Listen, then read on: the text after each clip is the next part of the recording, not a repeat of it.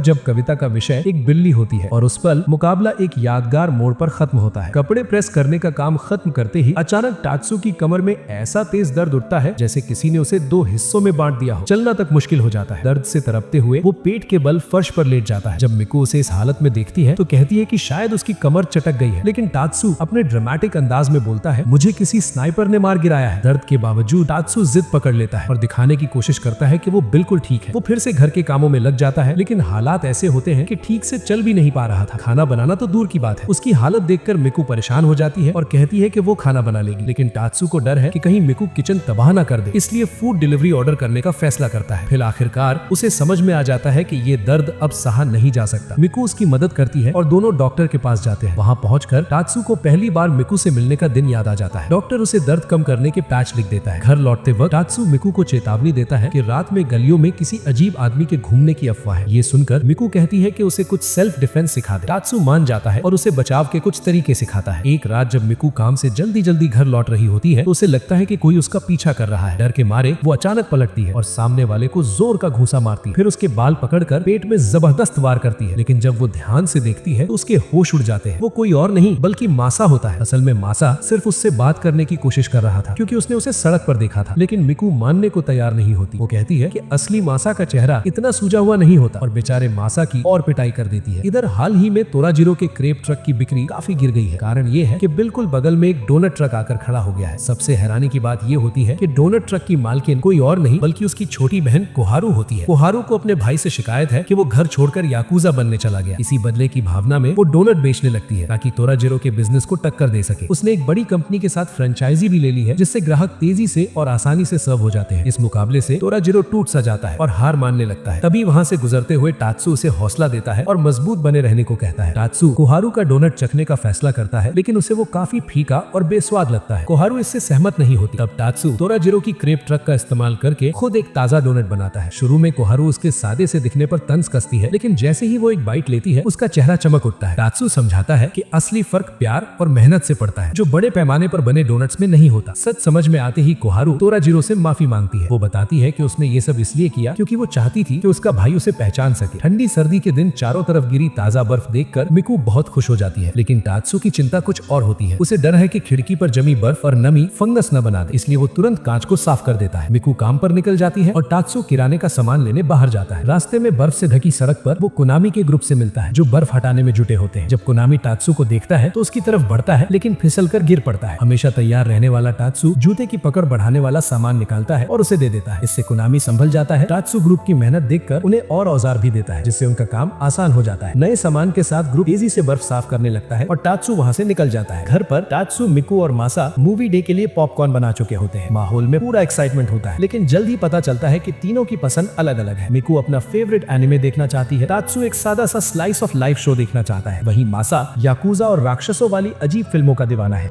करीब 1 घंटे तक बहस चलती रही, लेकिन कौन सी फिल्म देखी जाए इस पर कोई फैसला नहीं हो पा रहा था। आखिरकार सबने मिलकर समझौता किया और तय हुआ कि आज द लायन क्वीन देखी जाए। लेकिन मुश्किलें यहीं खत्म नहीं हुई। तात्सु जिद करने लगा कि फिल्म सब टाइटल वाली देखी जाए, जबकि मीकू चाहती थी कि डब वर्जन देखेंगे। इसी बात पर फिर से बहस शुरू हो गई और मूवी डे और भी लेट होता चला गया। इसी बीच मीकू एक और परेशानी में फंस गई। उसके ऑफिस के एक कलीग ने उससे कहा कि वो कुछ समय के लिए उसके हैमस्टर का ध्यान रख ले, लेकिन उनके घर में पहले ही एक खतरनाक गैंगस्टर और एक बहुत ही शरारती बिल्ली थी, जो उस नन्हे से जानवर के लिए बिल्कुल सुरक्षित जगह नहीं थी। तात्सु ने फैसला किया कि वो हैमस्टर के लिए कोई देखभाल करने वाला ढूंढेगा। सबसे पहले वो मासा के पास गया। मासा को वो छोटा सा जानवर बहुत प्यारा लगा, लेकिन उसकी हालत ये थी कि वो खुद के खाने का इंतजाम मुश्किल से कर पा रहा था। ऐसे में हैमस्टर की देखभाल करना उसके लिए मुमकिन नहीं था। इसके बाद तात्सु हैमस्टर को अपने बॉस के पास ले गया। उसे उम्मीद थी कि शायद बॉस मान जाए, लेकिन बॉस के घर में कुत्ता था और वहाँ कोई भी नया मेहमान तभी रह सकता था जब कुत्ता उसे पसंद करे। जैसे ही हैमस्टर पास गया, उसने डर के मारे कुत्ते की नाक काट ली। कुत्ता घबरा गया और पूरा माहौल बिगड़ गया। बॉस ने साफ मना कर दिया, क्योंकि वो अपने प्यारे कुत्ते को किसी भी खतरे में नहीं डालना चाहता था। अब तात्सु के पास कोई रास्ता नहीं बचा। वो सड़क के किनारे खड़ा था, हाथ में हैमस्टर लिए, और समझ नहीं पा रहा था कि अब इसे कहाँ ले जाए। तभी वहाँ से 2 पुलिस वाले गुजर रहे थे। उन्होंने तात्सु का अजीब सा व्यवहार देखा और उसे रोक लिया। तात्सु उस नन्हे जानवर को बचाने के लिए किसी भी हाल में उसे देने को तैयार नहीं था। उसे डर था कि कहीं हैमस्टर उससे छीन न लिया जाए, लेकिन पुलिस वालों को शक हो गया कि शायद तात्सु कुछ गैर कानूनी चीज छुपा रहा है। उन्होंने जिद की कि वो देखना चाहते हैं कि उसके हाथ में क्या है। थोड़ी हिचकिचाहट के बाद तात्सु ने हैमस्टर दिखा दिया। पुलिस वाले उसे देखकर हैरान रह गए, क्योंकि वो बेहद प्यारा था। तात्सु ने उन्हें पूरी बात समझाई। हालात जानकर पुलिस वालों को उस पर दया आ गई और उन्होंने कहा कि वो कुछ समय के लिए हैमस्टर को अपने पास रख लेंगे। कुछ दिन बाद तात्सु की अचानक तोराजीरो से मुलाकात हो जाती है। तोराजीरो बड़े जोश में बताता है कि उसने एक अजीब सा नया प्रोडक्ट ढूंढा है। वो तात्सु को वीकेंड पर मिलने के लिए बुलाता है ताकि दोनों मिलकर उसे आजमा सकें। वो प्रोडक्ट असल में टेंट था, जो सोना की तरह बनाया गया था। तोराजीरो हमेशा की तरह कुछ ज्यादा ही करने लगता है और गर्म पत्थरों पर खुशबूदार पानी डाल देता है। देखते ही देखते अंदर भाप भर जाती है और सोना बेहद गर्म हो जाता है। तात्सु और तोराजीरो तय करते हैं कि देखते हैं कौन ज्यादा पसीना बहा सकता है। दोनों पंखा झलने लगते हैं ताकि गर्मी और बढ़ जाए, लेकिन वो हद से ज्यादा कर बैठते हैं। सोना इतना गर्म हो जाता है कि दोनों का दिमाग घूमने लगता है। मीकू तात्सु को होश में लाने के लिए जोर से एक थप्पड़ मारती है। वहीं कोहारू तोराजीरो को थप्पड़ लगाती है। इसके बाद दोनों को नदी में फेंक दिया जाता है ताकि वो ठंडे हो सके। कुछ समय बाद मीकू के ऑफिस में क्लाइंट्स के साथ गोल्फ खेलने का प्लान बनता है, लेकिन उसे गोल्फ खेलने का जरा सा भी अनुभव नहीं था। ऐसे में तात्सु आगे आता है। अपने याकुजा वाले दिनों के अनुभव से वो गोल्फ की ट्रेनिंग देने का फैसला करता है। अगले दिन दोनों गोल्फ फील्ड पर पहुंचते हैं। तात्सु सबसे पहले मीकू को सही पोजीशन समझाता है। वो खुद शॉट मारकर दिखाता है और हर बार बॉल को थोड़ा थोड़ा और दूर भेजता है। फिर तात्सु मीकू को एक सीक्रेट बताता है। वो कहता है कि बॉल मारते वक्त कभी भी बॉस से ज्यादा दूर मत मारना, लेकिन इतना भी साफ मत दिखने देना कि जानबूझकर कम मारा है। मीकू उसकी बात मानती है और उसी हिसाब से प्रैक्टिस करने लगती है। तात्सु मीकू को एक और जरूरी बात समझाता है। वो कहता है कि बॉस के हर शॉट पर पूरे जोश के साथ तारीफ करना बहुत जरूरी है। जैसे ही बॉस बॉल मारे तुरंत जोर से बोलना नाइस शॉट। दोनों प्रैक्टिस करते रहते हैं। मीकू धीरे धीरे बेहतर करने लगती है, हालांकि कुछ शॉट अभी भी मिस हो जाते हैं। तभी अचानक उनकी प्रैक्टिस बीच में ही रुक जाती है। एक कौवा झपट्टा मारकर उनकी गोल्फ बॉल उठाकर उड़ जाता है। कुछ दिन बाद तात्सु, मासा और बॉस के कुछ आदमी जंगल में बांस की कोपले लेने जाते हैं। मासा को बांस की कोपलों की ज्यादा जानकारी नहीं होती, तो वो एक बड़ी सी कोपल उखाड़ने लगता है। तभी तात्सु तुरंत उसे रोकता है और बताता है कि लंबी कोपले कड़वी होती हैं, खाने के लिए छोटी कोपले ही अच्छी रहती हैं। सब मिलकर बांस की कोपले खोदने लगते हैं, लेकिन तभी बंदरों का एक झुंड आ जाता है और उनकी मेहनत पर पानी फेर देता है। बंदर ज्यादातर कोपले उठाकर भाग जाते हैं। मासा उन्हें डराने की कोशिश करता है, लेकिन कोई फायदा नहीं होता। आखिर में उनके पास सिर्फ एक छोटा सा टुकड़ा ही बचता है, जो बॉस की मांग से बहुत कम होता है। हालात संभालने के लिए तात्सू उसी एक बांस की कोपल से कई तरह के पकवान बना देता है। खुशकिस्मती से बॉस को खाना बहुत पसंद आ जाता है। इसके बाद तात्सू और उसके साथी मिस्टर चैन के रेस्टोरेंट में खाने का फैसला करते हैं। वहाँ की स्पेशल डिश होती है सिचुआन हॉट पॉट। रेस्टोरेंट में एक चैलेंज भी होता है, अगर कोई 30 मिनट में पूरा हॉट पॉट खत्म कर ले तो खाना फ्री। सब बड़े जोश में खाना शुरू करते हैं, लेकिन पहला निवाला खाते ही जबरदस्त तीखापन उनके होश उड़ा देता है। मुंह में आग लग जाती है। फिर भी स्वाद इतना जबरदस्त होता है कि कोई रुक नहीं पाता। तात्सू देखता है कि मीकू पानी उठाने वाली है। वो तुरंत उसे रोकता है और समझाता है कि पानी पीने से तीखापन कम नहीं होगा, बल्कि और फैल जाएगा। लेकिन मीकू अब और सहन नहीं कर पाती और पानी पी लेती है। इसी के साथ वो चैलेंज से बाहर हो जाती है। मासा भी ज्यादा देर टिक नहीं पाता। अब सिर्फ तात्सू बचता है। वो हार मानने को तैयार नहीं होता और मिस्टर चैन से एक बड़ा कटोरा चावल मंगवाता है ताकि तीखापन थोड़ा बैलेंस हो जाए, लेकिन ज्यादा खाने की वजह से वो भी बेहोश सा हो जाता है और चैलेंज पूरा नहीं कर पाता। कुछ समय बाद तात्सू अचानक मासा के घर हाउसकीपिंग चेक के लिए पहुंचता है। जैसे ही वो अंदर कदम रखता है, उसे अजीब सी सीलन और बदबू महसूस होती है। जूते और अंदर सूखते कपड़ों से बदबू आ रही होती है। अच्छी बात यह है कि तात्सू पहले से कुछ जड़ी बूटियां साथ लाया होता है। सब मिलकर उन जड़ी बूटियों की बनी माला घर में टांग देते हैं ताकि हवा साफ हो जाए। लेकिन तभी माहौल बदल जाता है। उन्हें कॉकरोच दिख जाता है। मासा उसे पकड़ने की कोशिश करता है और नंगे हाथों से उठा लेता है। ये देखते ही तात्सू बिना सोचे समझे मासा को जोरदार थप्पड़ मार देता है और वो सीधे दरवाजे के बाहर जा गिरता है। एक रात सब लोग मिलकर डरावनी कहानियां सुनाने बैठते हैं। सबसे पहले मीकू अपने ऑफिस की एक डरावनी घटना बताती है, लेकिन मासा उसे ये कहकर टाल देता है कि इसमें कुछ खास डरावना नहीं है। फिर मासा अपने गाँव की कहानी सुनाता है। वो बताता है कि कुछ लड़के एक सुनसान इमारत में गए थे, जहाँ एक लंबी औरत जैसी भूतनी चारों हाथ पैरों पर चलती हुई उनके पीछे पड़ गई थी। कहानी का अंत साफ नहीं होता, जिससे सब थोड़ा कंफ्यूज हो जाते हैं। अब तात्सू की बारी आती है। वो गंभीर चेहरे के साथ अपनी शापित कहानी शुरू करता है। वो बताता है कि कुछ दिन पहले उसने टीवी पर ताजे स्नो क्रैब का ऐड देखा था। मन ललचा गया और उसने तुरंत एक नया बॉक्स ऑर्डर कर दिया। अगले दिन जब उसने फ्रीजर खोला तो उसके होश उड़ गए। वहाँ वही क्रैब पहले से पड़े थे जो उसने पूरे 1 साल पहले खरीदे थे और पकाए ही नहीं थे। तात्सू सोचने लगता है कि शायद वो क्रैब के शाप का शिकार हो गया है। मीकू और मासा को ये कहानी बिल्कुल भी डरावनी नहीं लगती। वो कहते हैं कि ये डर नहीं बल्कि तात्सू की भूलने की आदत है। आखिर में तात्सू उन्हीं क्रैब्स को पकाता है और सब मिलकर रात का खाना एंजॉय करते हैं। इसके बाद तात्सू मीकू की दोस्त की बेटी सुजू को सब्जियां खिलाने की कोशिश करता है, लेकिन उसका तरीका बिल्कुल ही अलग और अनोखा निकलता है। जब तात्सू उनके घर पहुंचता है तो उसे पता चलता है कि सुजू को सब्जियों से सख्त नफरत है। वो सब्जी देखते ही मुंह बना लेती है। तात्सू सोचता है कि कोई चाल चलनी पड़ेगी। वो ऐसे पकवान बनाने का फैसला करता है जिनमें सब्जियों को बारीक काटकर छुपा दिया जाए ताकि सुजू को पता ही न चले। लेकिन सुजू की नाक बहुत तेज निकलती है। वो सिर्फ खुशबू सूंघकर ही पहचान लेती है कि खाने में सब्जी मिली हुई है। ये देखकर तात्सू भी हैरान रह जाता है। अब आखिरी दांव के तौर पर तात्सू कहानी सुनाने का सहारा लेता है। वो एक गाजर हाथ में उठाता है और उसकी दुख भरी कहानी शुरू करता है। वो बताता है कि कैसे उस बेचारी गाजर को बच्चों ने ठुकरा दिया। कोई उसे खाना नहीं चाहता था। गाजर रोते हुए विनती करती है कि उसे कम से कम करी में मिल जाने दिया जाए, क्योंकि बच्चों को करी बहुत पसंद होती है। शायद इस तरह बच्चे उसे भी पसंद करने लगे। कहानी का असर होता दिखता है। सुजू थोड़ा सा इंटरेस्ट लेने लगती है, लेकिन तभी तात्सू ज्यादा ही बहक जाता है और करी में गाजर के साथ होने वाली खूनी हालत का जिक्र कर देता है। बस फिर क्या, उसकी पूरी मेहनत पर पानी फिर जाता है और सुजू सब्जी खाने से फिर मना कर देती है। इसके बाद तात्सू मकान मालिक की मदद करने का फैसला करता है। वो लॉन की घास साफ करने लगता है और इस काम में मासा को भी साथ ले लेता है। मासा घास उखाड़ते उखाड़ते अपने हाथ छिलवा लेता है, क्योंकि घास बहुत सख्त होती है। काम ठीक से हो सके और मासा के हाथ भी सुरक्षित रहे, इसके लिए तात्सू उसे खास दस्ताने देता है। सही औजार हाथ में आते ही दोनों का काम काफी आसान हो जाता है। तात्सू यही नहीं रुकता। वो सिरका और डिटर्जेंट मिलाकर घर पर ही एक देसी खरपतवार नाशक बना लेता है। वो इसे ऐसे छिड़कता है जैसे कोई काउबॉय बंदूक चला रहा हो। पूरा नजारा किसी गैंग फाइट जैसा लगने लगता है। आखिरकार उनकी मेहनत रंग लाती है। मकान मालिक खुश होकर उनके लिए ठंडा ड्रिंक और नाश्ता ले आता है शुक्रिया कहने के लिए। एक दिन तात्सू की मुलाकात रियोटा और एक दूसरे लड़के से होती है। दोनों इस बात पर जोरदार बहस कर रहे होते हैं कि राइनोसेरस बीटल ज्यादा ताकतवर होता है या स्टैग बीटल। तात्सू बातचीत में शामिल होता है और कहता है कि राइनोसेरस बीटल ही ज्यादा ताकतवर कीड़ा है। तभी अचानक टोराजिरो वहां आ जाता है और स्टैग बीटल के पक्ष में खड़ा हो जाता है। बात सुलझने की बजाय और बिगड़ जाती है। दोनों गुंडों जैसे लड़ने लगते हैं और तय करते हैं कि दोनों कीड़ों की असली लड़ाई करवाई जाएगी, तभी पता चलेगा कौन ज्यादा ताकतवर है। जिस दिन कीड़ों की लड़ाई होती है, दोनों बीटल आमने सामने आते हैं। थोड़ी देर की टक्कर के बाद दोनों उड़कर भाग जाते हैं। नतीजा कुछ भी साफ नहीं निकलता। इसके बाद तात्सू देखता है कि उसके इलाके की छोटी छोटी दुकानें पास के बड़े मॉल की वजह से नुकसान में चल रही हैं। उनकी मदद के लिए वो सड़क किनारे एक स्टॉल लगाने का आइडिया निकालता है। उसके स्टॉल पर चाकू रखे होते हैं हैं। तात्सु सबके सामने दिखाता है कि वो कितने तेज है। लोग हैरान हो जाते हैं और भीड़ इकट्ठा होने लगती है। इतना ही नहीं, वो एक कपड़ों वाले दुकानदार की भी मदद करता है और एनिमे का सामान बिकवाने में हाथ बंटाता है। शुरुआत में एक बच्चा दाम पर मोल भाव करता है, लेकिन आखिरकार सामान खरीद लेता है। इस तरह दोनों का फायदा हो जाता है। और इसी के साथ ये कमला की सीरीज यहीं पर खत्म होती है। अगर आपको वीडियो अच्छा लगा हो तो वीडियो को लाइक और चैनल को सब्सक्राइब जरूर करें।